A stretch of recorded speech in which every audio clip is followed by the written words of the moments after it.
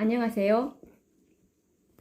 이 시대에 구원받을 수 있는 기별인 현대의 진리를 전하고 있는 에스더입니다. 오늘은 현대의 진리의 주제 중에 가장 중요한 주제 중에 하나인 구속의 경륜과 14만 4천인이라는 책으로 지난 시간에 이어 말씀을 나누고자 합니다. 오늘은 연구 주제 세 번째 시간으로 말씀을 시작하겠습니다. 연구 주제 3. 죽은 자들도 14만 4천인에 포함되는가?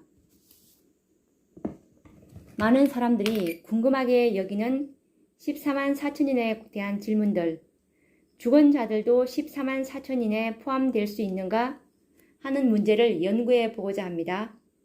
14만 4천인은 상징적인 숫자일 뿐 실제적인 수요가 아니라는 교단적인 가르침이 있음에도 불구하고 아직도 많은 부류의 사람들은 실제적인 수요라고 믿고 있는 사람들이 적지 않습니다. 특히 오랫동안 세천사의 기별을 믿어온 연로한 분들 중에 개인적으로 그렇게 믿고 있는 분들이 많이 있습니다. 그것은 재림교에서 과거에는 그렇게 가르치고 배웠기 때문입니다. 그런데 죽은 자들 가운데도 14만 4천 명에 포함되는 무리가 있다는 사실을 깨닫게 된다면 어떤 이들은 크게 당황할 것이 분명합니다. 그러나 이 사실은 부인할 수 없는 확실한 진리입니다. 성경과 예언의 신의 말씀으로 증거할 수 있는 분명한 진리며 또한 재림교회의 선구자들 모두가 그렇게 믿고 가르쳤던 옛 진리인 것입니다. 이제 우리는 기도하는 마음으로 말씀을 펴고 연구해 보도록 하겠습니다.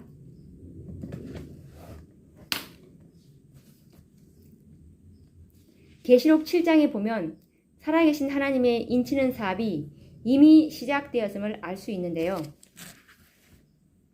또 봄에 다른 천사가 살아계신 하나님의 인을 가지고 해 돋는 데로부터 올라와서 땅과 바다를 해롭게 할 권세를 얻은 네 천사를 향하여 큰 소리로 외쳐 가로되 우리가 우리 하나님의 종들의 이마에 인치기까지 땅이나 바다나 나무나 해하지 말라 하더라. 이 말씀은 계시록 7장 2절에서 3절에 나오는 말씀인데요. 계시록 7장을 자세히 읽어보면 요한은 계시 중에서 한 천사가 살아계신 하나님의 인을 가지고 해 돋는 데로부터 올라와 바람을 붙들고 있는 땅 네 모퉁이의 천사들에게 인치는 사업에 방해가 되지 않도록 도움을 요청하고 있는 장면을 보게 됩니다. 그런데 이 천사가 바로 하나님의 백성들의 이마에 인치기 위해서 올라온 셋째 천사라는 것을 알 수 있습니다. 그러면 연구를 돕기 위하여 먼저 살아계신 하나님의 인이 무엇이며 인치는 천사는 어떤 천사인지 다시 한번 상기해야 될 것 같습니다. 뒷받침하는 증언의 말씀을 읽어보도록 하겠습니다. 하나님의 율법을 대적하던 자들은 목사들로부터 가장 작은 자에 이르기까지 진리와 의무에 대하여 새로운 견해를 가진다. 그들은 넷째 계명의 안식일이 살아계신 하나님의 인이 됨을 너무 늦게 깨닫는다. 이 말씀은 각시대의 대쟁투 640페이지에 나오는 말씀입니다. 나는 그때 셋째 천사를 보았다.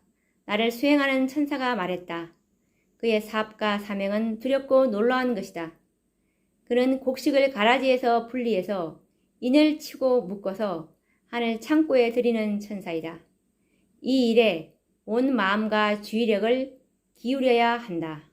이 말씀은 초기 문집 118페이지에 나오는 말씀입니다. 위의 말씀에서 보듯이 이제 우리는 살아계신 하나님의 인은 안식일이요 인치는 천사는 셋째 천사라는 사실에는 의문이 없을 줄로 믿습니다.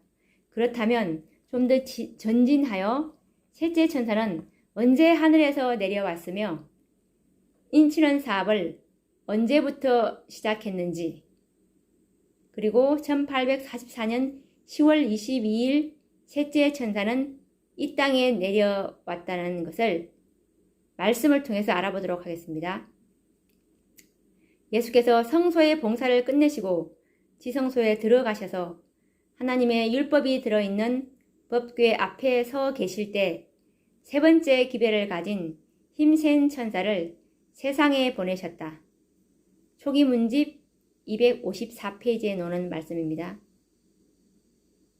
1844년 10월 20일 예수님께서 성소 봉사를 끝내시고 지성소에 들어가셔서 힘센 셋째 천사를 이 땅에 보내셨다. 그렇다면 인치는 사업은 1844년부터 시작된 것이 확실하지 않습니까? 1849년 3월 24일 화이 선지자는 인치는 사업이 이미 진행 중임을 말씀하셨습니다. 다음의 말씀을 보도록 하겠습니다. 사단은 이 인치는 시기 동안 하나님의 백성들의 마음을 현대 진리에서 돌이켜 그들이 흔들리도록 하기 위하여 온갖 계략을 다 쓰고 있다. 나는 하나님께서 환난의 때 당신의 백성들을 지키기 위하여 그들을 덮어 씌울 덮개를 가지고 계시는 것을 보았다. 진리편에 서서 마음을 순결하게 보존한 영혼에게 전능자의 보호막이 씌워질 것이다. 사단은 이것을 알고 할 수만 있으면 사람들의 마음을 진리에서 떠나게 해서 흔들리게 하려고 온 힘을 기울여 일하고 있다. 나는 사단이 이러한 방법으로 하나님의 백성들을 혼란시키고 속이고 유혹하는 일을 바로 지금 곧 인치는 시기에 하는 것을 보았다. 이 말씀은 초기 문집 43, 44페이지에 놓은 말씀입니다. 몇 명이나 살아계신 하나님의 인을 받을 것인지는 이미 연구하였기에 또다시 제시할 필요가 없으며 오직 14만 4천 명에게만 살아계신 하나님의 인침이 주어진다는 사실을 알아야 합니다. 1844년에 시작된 인치는 사업은 벌써 한 세기 반이 훨씬 지나갔습니다.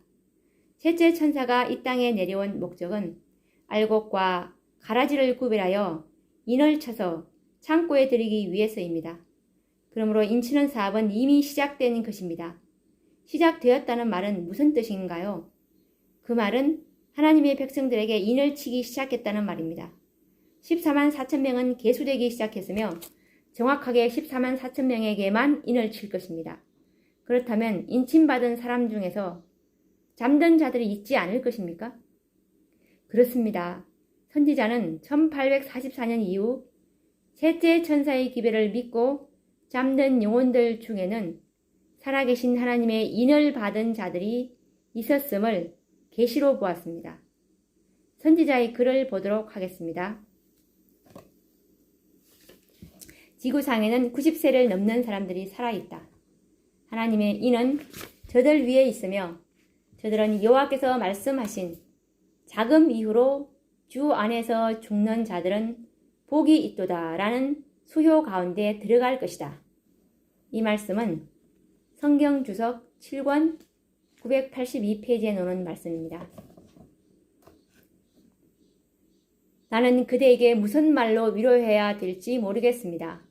그대의 아내가 세상을 떠났다는 소식은 저에게 너무나도 큰 충격을 주었습니다. 나는 그 소식을 믿을 수 없었으며 지금 이 순간에도 전혀 믿어지지 않습니다. 내가 지난 안식일 밤에 하나님께로부터 받은 계시를 말씀해 드리려고 합니다. 나는 그녀, 즉 하스팅 부인이 인치심을 받은 것과 하나님의 음성을 듣고 나와 땅 위에 섰으며 그가 14만 4천인들과 함께 있게 될 것을 보았습니다. 이 말씀은 가려 뽑은 기별 2권 263페이지에 놓은 말씀입니다. 셋째 천사는 분명 이들의 이마에 살아계신 하나님의 인을 쳤습니다. 인을 쳤다는 말은 무엇을 의미하는 것인가요? 즉 소유권을 주장하는 것입니다. 살아계신 하나님의 인침을 받는다는 말은 하나님의 율법을 순종하여 하나님의 품성을 온전히 닮은 자들은 하나님의 소유라는 말입니다. 그런데 이들은 자연적인 노쇠로 주님께서 오시는 재림 때까지 생존하지 못하여 잠들었습니다. 그렇다면 이들의 육체적인 죽음이 그의 이마에 처진 살아계신 하나님의 인을 무효화시킬 수 있습니까? 결코 그럴 수 없는 것입니다. 하나님의 공의로우신 품성에 모순되는 일입니다. 한번 생각해 보도록 하겠습니다. 살아계신 하나님의 인은 넷째 계명의 안식일이며 하나님과 그의 백성 사이의 표징이 됩니다. 하나님의 율법은 무엇입니까? 율법은 하나님의 품성의 사본입니다. 그렇다면 넷째 계명인 안식일의 인을 이마에 받았다는 것은 하나님의 품성이 마음에 새겨진 것을 말합니다. 그러므로 하나님의 율법은 곧 하나님의 인인 것입니다. 다음에 말씀을 보겠습니다. 하나님의 법을 품성의 시금석과 살아계신 하나님의 인으로 제시하면서도 거룩한 계명들을 범하고 있다. 이런 일을 하는 자들의 양심은 마비되고 매우 강팍해 된다. 이 말씀은 그의 정은 2권 468페이지의 말씀입니다. 품성은 죽음으로 무효화되는 것이 아니라 오히려 고정시켜버리는 것입니다. 그렇다면 왜 그들이 받은 인이 취소되어야만 합니까? 그들의 죽음은 오히려 14만 4천인의 인침을 영원히 고정시켜주는 것입니다. 살아계신 하나님의 인을 받고 죽은 영혼들이 14만 4천인의 특권을 잃어버려야 할 어떤 이유도 말씀 가운데서는 찾을 수가 없습니다. 오히려 성령께서는 다음과 같은 보증의 말씀을 해주셨습니다. 그 보증의 말씀을 읽어보겠습니다. 또 내가 들으니 하늘에서 음성이 나서 가로되 기록하라. 자금 이후로 주 안에서 죽는 자들은 복이 있도다 하심에 성령이 가라사대 그러하다. 저희 수고를 그치고 쉬리니 이는 저희의 행한 일이 따름이라 하시더라. 이 말씀은 계시록 14장 13절에 나오는 말씀입니다.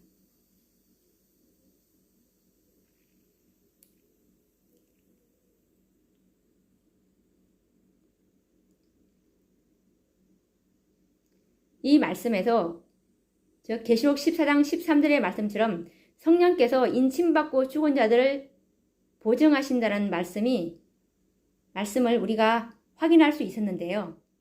요한계시록 14장의 말씀을 연구해보면 위의 말씀을 하시기 전에 요한은 어린 양과 14만 4천인들이 시온산에 서서 새 노래를 부르는 장면을 보았는데 14만 4천인들 외에는 배울 수 없는 구속의 노래를 부르는 것을 계시록 14장 1절에서 5절을 보시면 알 수 있습니다. 그리고 계시록 14장 6절에서 12절을 보면 이 백성은 첫째와 둘째와 셋째 천사의 기별로 탄생될 무리라는 것을 알게 됩니다. 14만 4천 명은 셋째 천사의 기별로 인침을 받았습니다. 그런 후에 요한은 하늘로서 들리는 음성을 듣게 되는데 누구의 음성일까요? 예수 그리스도의 계시라. 계시록 1장 1절. 기록하라. 자금 이후로 주 안에서 죽는 자들은 복이 있도다. 계시록 14장 13절이라는 음성을 들었습니다. 그런 후에 또 다른 음성을 요한은 듣게 되는데 누구의 음성인지 말씀을 읽어보겠습니다. 성령이 가라사대 그러하다 저희 수고를 그치고 쉬리니 이는 저희의 행한 일이 따름이라 하시더라. 계시록 14장 13절. 예수께서는 요한에게 지금 하는 말을 기록하라고 명령하셨습니다. 자금 이후로 주 안에서 죽는 자들은 복이 있도다. 자금 이후란 영어로 henceforth라는 말인데 이제부터라는 말입니다. 그럼 언제부터 주 안에서 죽는 자들이 복이 있다는 말인가요? 조금 전에 요한은 셋째 천사의 기별이 온 땅에 전파되는 계시를 보았습니다. 또 다른 천사, 곧 셋째가 그 뒤를 따라 큰 음성으로 가로되 계시록 14장 9절. 셋째 천사는 1844년부터 인치는 사업을 시작하였습니다. 그렇다면 자금 이후 곧 이제부터란 말씀은 1844년 이후부터라는 말입니다. 다시 말해 셋째 천사의 기별을 믿고 주 안에서 잠든 자들이 복이 있다는 말인 것입니다. 그러면 1844년 이후 셋째 천사의 기별을 듣고 죽은 자들이 누릴 축복이 무엇이겠습니까? 1843년에 주 안에서 죽은 자들보다 1844년 이후 셋째 천사의 기별을 듣고 죽은 자들에게 어떤 축복과 특권이 주어지는지 아는 것이 우리의 의무입니다. 1844년 이후 셋째 천사의 기별을 듣고 주 안에서 죽은 자들이 복이 있는 이유는 14만 4천인들의 특권을 누리기 때문입니다. 그 이유는 잠시 후에 알게 될 것입니다. 죽은 자들도 14만 4천인들의 특권을 누릴 것이 확실함을 성령께서는 보정하여 말씀하시기를 성령이 가라사대 그러하다 저희 수고를 거치고 쉬리니 이는 저희의 행한 일이 따름이라 하시더라. 계시록 14장 13절이라고 하셨습니다. 야곱의 환난 때 생존하여 있는 14만 4천인들이 야곱의 환난을 통과할 때 이들은 편안하게 무덤에서 저희 수고를 거치고 쉰 후에 일곱째 재앙이 시작될 때 무덤에서 부활, 즉 특별부활하여 잠시 동안 환난을 통과한 후 14만 4천인의 특권을 누리게 됩니다. 완전히 거듭나지 못한 마음에는 다음과 같은 불평을 하는지 모릅니다. 야곱의 환난을 통과한 사람과 무덤에서 쉬었던 사람들이 동일하게 14만 4천인의 특권을 누린다면 불공평하지 않는가? 라고 항의하는지 모릅니다. 그것에 대한 궁금증은 잠시 접어두고 특별 부활과 마지막 사건을 연구해 보도록 하겠습니다. 그러면 특별 부활에 대해서 깊이 말씀을 가지고 연구해 보도록 하겠습니다. 특별 부활은 글자 그대로 특별한 부활로서 아직 의인들의 첫째 부활이 있기 전에 그리고 아직 그리스도의 재강림이 있기 직전에 있을 부활이다. 이 부활에는 특별한 악인들, 곧 예수님을 찌른 자들이 그때에 부활할 것이며 그리고 셋째 천사의 기별을 믿고 죽은 자, 즉 인을 받고 구원받은 자들이 부활하게 됩니다. 이제 주님의 재림을 중심으로 하여 일어날 사건들을 순서대로 정리해 보겠습니다. 여섯째 재앙이 내리고 악인들에게 바야흐로 일곱째 재앙이 시작될 때에 아버지 하나님께서는 되었다. 계시록 16장 17절이라는 음성을 발하십니다. 그때 하늘에서는 100건짜리 우박과 함께 이 세상이 존재한 이후 없었던 큰 지진이 일어나게 됩니다. 이때 무덤이 열리고 무덤 속에서 잠자고 있던 특별한 사람들이 부활하는데 이 부활을 특별부활이라고 합니다. 영감의 말씀을 보도록 하겠습니다. 거기서 되었다. 계시록 16장 17절이라는 많은 물소리와 같은 하나님의 음성이 들려온다. 그 음성은 하늘과 땅을 진동시킨다. 큰 지진이 일어난다. 사람이 땅에 있어 오므로 이같이 큰 지진이 없었더라. 계시록 16장 18절. 하늘은 열렸다 닫혔다 하는 것 같이 보인다. 한 덩어리가 100건쯤 되는 큰 우박이 쏟아져 파괴하는 일을 하게 된다. 지상의 오만한 도시들은 낮아진다. 세상의 큰 인물들이 그들 자신에게 영광을 돌리기 위하여 그들의 재산을 허비하여 건축한 호화로운 건물들이 그들의 목전에서 무너져 내린다. 감옥의 벽들은 무너지고 믿음 때문에 속박되었던 하나님의 백성들은 해방된다. 무덤은 열리고 땅의 티끌 가운데서 자는 자 중에 많이 깨어 영생을 얻는 자도 있겠고 수욕을 받아서 무궁히 부끄러움을 입을 자도 있을 것이다. 다니엘 12장 2절. 셋째 천사의 기별을 믿고 죽은 사람들은 모두 영화롭게 된 몸으로 무덤에서 나와 하나님의 율법을 지킨 자에게 주는 하나님의 평화의 언약을 듣는다. 그를 찌른 자들, 계시록 1장 7절. 그리스도의 죽음의 고통을 조소하고 조롱한 자들, 그리스도의 진리와 그분의 백성들을 몹시 핍박한 자들도 또한 일어나서 영광 중에 계신 그분을 쳐다보고 충성되고 온순한 사람들에게 주어지는 영광을 보게 된다. 이 말씀은 각시대의 대쟁투 636, 637페이지에 나오는 말씀입니다. 특별부활에는 1844년 이후 셋째 천사의 기별을 믿고 죽은 자들만 부활한다는 것을 기억합시다. 아직 첫째 부활에 일어날 의인들, 즉 허다한 무리들은 무덤에서 잠자고 있습니다. 이 의인들은 예수님이 강림하신 후 그리스도의 음성에 의하여 부활하게 되는데 일곱째 재앙 시초에 특별 부활에 일어난 무리와는 구별해야 합니다. 특별 부활에 일어난 셋째 천사의 기별을 믿고 죽었던 의인들은 일곱째 재앙 초기에 부활하여 이 땅에서 전개되는 엄청난 재앙, 첫째에서 여섯째 재앙이 누적되어 옵니다. 이 말씀은 계시록 16장 10절과 11절을 참조하시면 되는데 이 엄청난 재앙을 직면하게 됩니다. 특별 부활에 일어난 의인들은 아직 불멸의 몸으로 변화된 것이 아닙니다.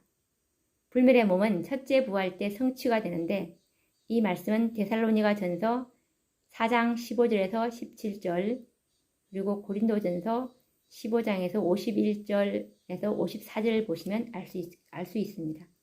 그러므로 이들은 환난을 피할 수 없으며 짧은 기간이지만 생존하여 있던 14만 4천인들과 함께 환난을 통과하게 됩니다. 그러나 특별 부활에 일어난 자들은 극히 짧은 기간 동안만 환난을 경험한 후 재림을 맞이하게 됩니다.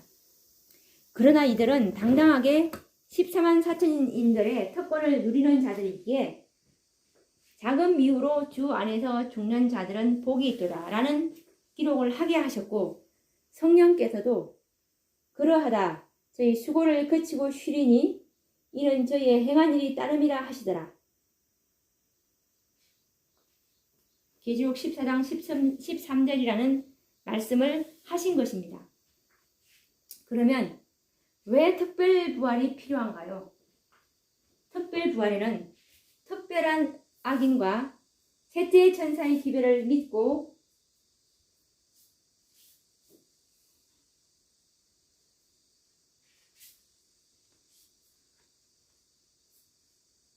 구원받은 자들만이 그때 부활한다는 것이 확실합니다.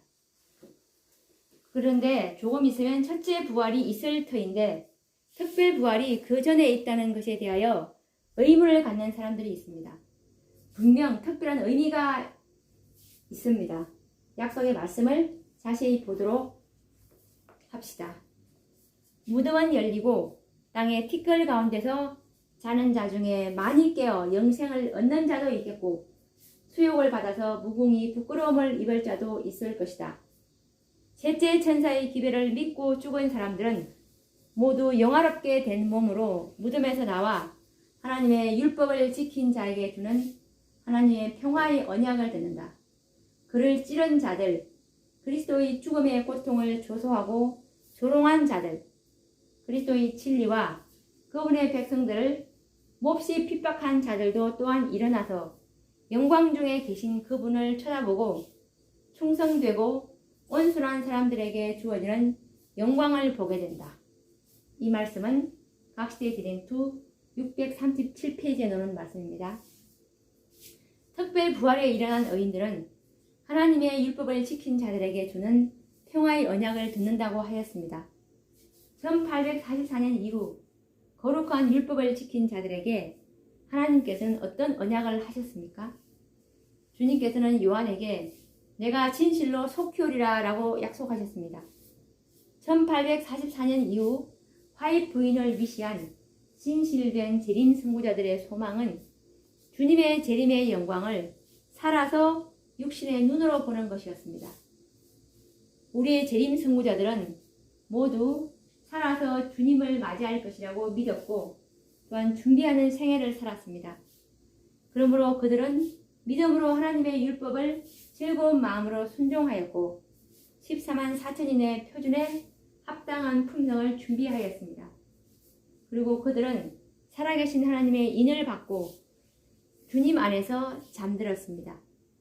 뿐만 아니라 그들은 1월 법령을 대비하여 준비하였고 풍성한 늦은비에 부어주심을 위하여 그릇들을 깨끗하게 준비하였으며 야곱의 환난을 대비하여 믿음의 각오를 철저히 하였습니다. 오늘날도 진심으로 믿음의 생애를 살아가는 사람들은 역시 생전에 주님의 재림을 고대하며 살아가고 있는 것입니다.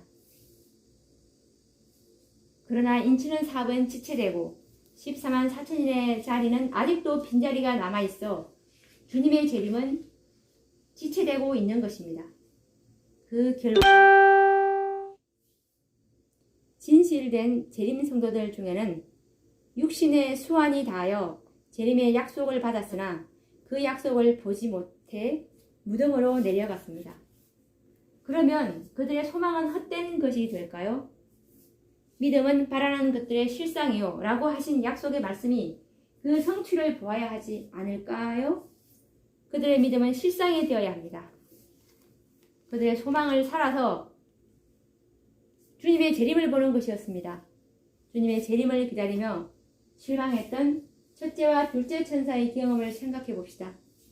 주님의 재림을 사모하여 살아 생전에 주님의 재림을 맞이하기 위해 준비하는 영혼들에게 주님께서는 당신의 재림의 영광스러운 장면을 보여주시는 것이 그분의 뜻이며 약속인 것입니다. 자비하신 우리 아버지 하나님께서는 그들의 소망을 반드시 이루어 주실 것입니다. 그러기 위해 주님의 재림 바로 직전에 이들을 특별히 부활시켜 영광스러운 주님의 재림의 광경을 보게 하시는 것입니다. 또한 짧은 기간이지만 야곱의 환난을 통과하도록 하시는 것은 그들에게 경험의 노래를 부르도록 하시기 위해 야곱의 환난을 경험하도록 하십니다. 14만 4천인들은 야곱의 환난을 통과하기 위하여 늦은 비의 능력으로 준비하여야 합니다. 그런데 특별 부활에 일어난 이들은 늦은 비를 받은 경험이 없다는 사실입니다. 그러므로 그들을 영화롭게 하시고 이들을 짧은 기간이지만 야곱의 환난을 통과할 수 있도록 하는 것입니다. 특별한 악인들이 특별 부활에 일어나는 것은 예수 그리스도가 하나님의 아들 되심을 부인하고 그분을 거절하고 조롱하고 십자가에 못을 박은 자들에게 영광 중에 재림하시는 예수님의 모습을 보여주시기 위함입니다. 그들은 자신들이 조롱하고 십자가에 못을 박은 그분이 만왕의 왕이시오 심판장이 되시어 영광 중에 재림하시는 그분의 모습을 보며 울며 통곡할 것이며 두려워 산과 바위 뒤에 숨을 것입니다. 이것은 하나님의 공의로움일 것입니다. 오늘도 셋째 천사의 기별로 인침받은 진실된 성도들은 주님의 재림을 생전에 보기를 소망하고 있습니다. 그러나 혹시 잠든다면 이들에게 특별부활은 너무나 귀한 소망과 영광스러운 예언의 성취가 될 것입니다. 야곱의 환난을 통과한 사람과 무덤에서 쉬었던 사람들이 동일하게 14만 4천인의 특권을 누린다면 불공평하지 않은가라는 항의는 이기심과 사꾼의 정신을 소유한 사람들에게서는 너무도 타당한 항의일 것입니다. 그러나 우리들은 항상 성경은 성령의 감동으로 되어 있다는 것을 잊어서는 안 됩니다. 여호와의 말씀에 내 생각은 너희 생각과 다르며 내 길은 너희 길과 달라서 라는 말씀이 이사야 55장 8절에 나와 있습니다. 우리는 예수님의 비유에서 포도원의 품꾼, 즉 마태복음 20장 1절에서 11절에 나오는 말씀인데 포도원의 품꾼을 다루시는 가운데서 우리들의 마음이 어떠해야 할 것을 분명히 말씀하셨습니다. 하루 종일 햇빛 속에서 수고한 사람과 1시간 동안만 일한 사람에게 모두 동일한 품삯을 지불하셨을 때 하루 종일 수고한 사람들이 항의하여 불평을 하였습니다. 그때 주인의 대답은 무엇이었습니까? 내 것을 가지고 내 뜻대로 할 것이 아니냐? 내가 선함으로 내가 악하게 보느냐? 마태복음 20장 15절이라고 반문하셨습니다. 1시간 일한 자에게 하루 종일의 품삯을 준 것은 너무도 선한 일이 아닌가 하는 말입니다. 주인이 선한 일을 행함으로 불평하는 사람은 하늘나라에는 없을 것입니다. 비록 특별 부활에 일어난 사람들이 1시간 동안만 야곱의 환란을 통과한 후 14만 4천인의 특권을 누린다 할지라도 죽음을 보지 않고 생존하여 야곱의 환란을 모두 통과한 14만 4천인들 가운데는 한 명도 주인을 원망하는 일은 없을 것입니다. 그들은 오히려 주인의 선하심 때문에 기뻐하고 즐거워하며 하나님께 영광을 돌릴 것입니다. 이들의 이마에는 하나님의 생각과 마음으로 변화된 사람이기 때문입니다. 그러나 어찌하여 공의로우신 하나님이 어떤 일을 처리하심에 있어서 공의롭지 못한 일이 있을 수 있겠습니까? 그렇지 않습니다. 하나님은 14만 4천인들을 다루시는 일에도 공의로우십니다. 다만 우리들이 무지하여 성경의 말씀을 오해하고 있을 뿐입니다. 작은 이유로 죽은 자들이 14만 4천인의 특권을 누릴 수 있는 이유를 성령께서 친히 설명을 하셨기 때문입니다.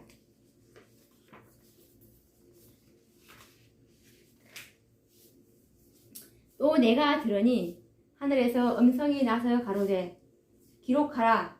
작은 이유로 주 안에서 죽는 자들은 복이 있도다 하시네. 성령이 가라사대 그러하다 저희 수고를 그치고 쉬리니 이는 저희의 행한 일이 따름이라 하시더라. 계시록 14장 13절. 그 이유는 무엇입니까? 성령이 가라사대 그러하다 저희 수고를 그치고 쉬리니 이는 저희의 행한 일이 따름이라 하시더라고 하셨는데 이는 이라는 말은 곧 그 이유는 이라는 말입니다. 저희의 행한 일이 따름이라고 성령께서는 이유를 친히 설명하셨습니다. 그들은 비록 잠들어서 무덤 속에서 환란의 대부분을 통과했지만 그들의 행위가 다시 말해 그들의 품성이 14만 4천인들이 되기에 합당하기 때문이라는 것입니다. 14만 4천인의 자격이 무엇인지 아십니까? 이마에 살아계신 하나님의 인을 받는 것인데 이것은 곧 하나님의 형상으로 그의 품성이 변화된 것을 말합니다. 그러면 14만 4천인의 자격에 대해서 알아보도록 하겠습니다. 착각하지 말아야 할 것이 있는데 그것은 14만 4천인의 자격이 마치 야곱의 환란을 통과해야만 자격이 주어지는 것처럼 생각하는 것입니다. 또 하나는 결코 죽음을 맛보지 않아야만이 14만 4천인이 될 수 있는 것처럼 생각하는 것입니다. 이것들은 자격이 아닙니다. 이런 것들이 14만 4천인들의 자격이라면 살아계신 하나님의 인을 치는 사업은 1844년부터 시작해야 하는 것이 아니라 야곱의 환란을 통과한 후에 인치는 사업이 시작되어야 할 것이 아닙니까? 분명한 것은 14만 4천인들의 유일한 자격은 살아계신 하나님의 인을 받는 것입니다. 곧 품성이 완전하신 그리스도와 품성이 같음으로써만이 14만 4천인들의 자격이 결정되는 것입니다. 그러므로 셋째 천사의 기별을 믿고 인침을 받은 자들은 죽은 자들이나 살아있는 자들이나 똑같이 그리스도의 형상으로 품성이 변화된 사람들이기에 14만 4천인의 특권을 함께 누리는 것은 당연한 것입니다. 성령께서는 보정하셨습니다. 셋째 천사의 기별을 믿고 인침을 받은 자들 가운데 자연적인 노쇠로 비록 잠들었다 하더라도 죽음을 맛보지 않는 14만 4천인들과 똑같은 특권을 가질 것을 보정하신 것입니다. 그리고 그 이후로 그들은 살아 생존했던 자들과 꼭 같은 살아계신 하나님의 인을 받았기 때문이라고 하셨습니다. 성령이 가라사대 그러하다 저희 수고를 그치고 쉬리니 이는 저희의 행한 일이 따름이라 하시더라. 야곱의 환란을 당할 일은 14만 4천인들이 경험해야 할 필연적인 경험이기는 하나 자격은 아닙니다. 그러므로 그 누구도 죽은 자들이 14만 4천인에 참여하는 것에 대하여 원망하거나 불평할 수가 없는 것입니다.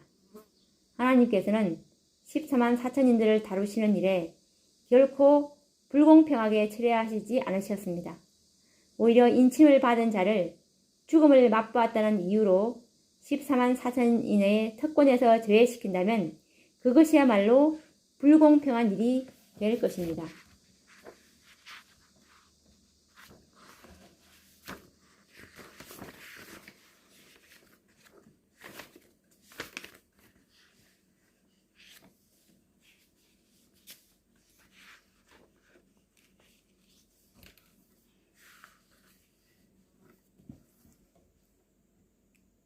오늘 말씀 어떠셨습니까? 오늘은 특별 부활에 대해서 성경과 예언의 신으로 뒷받침을 해보았는데요. 이 말씀이 너무나 정확하지 않습니까? 죽었다고 인이 무효화된다면 하나님의 품성이 아닐 것입니다. 그리고 14만 4천인이 1844년부터 살아계신 하나님의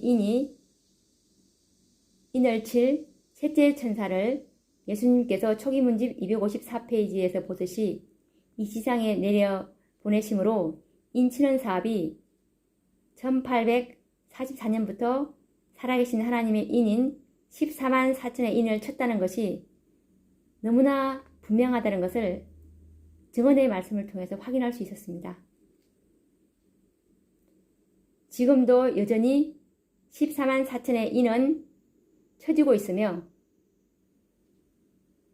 14만 4천이 다 채워지는 날 예수님께서 지성소에서 중보사업을 끝내시고 불의한 자는 그대로 불의를 하고 거룩한 자는 그대로 거룩되게 하라는 선고가 내려질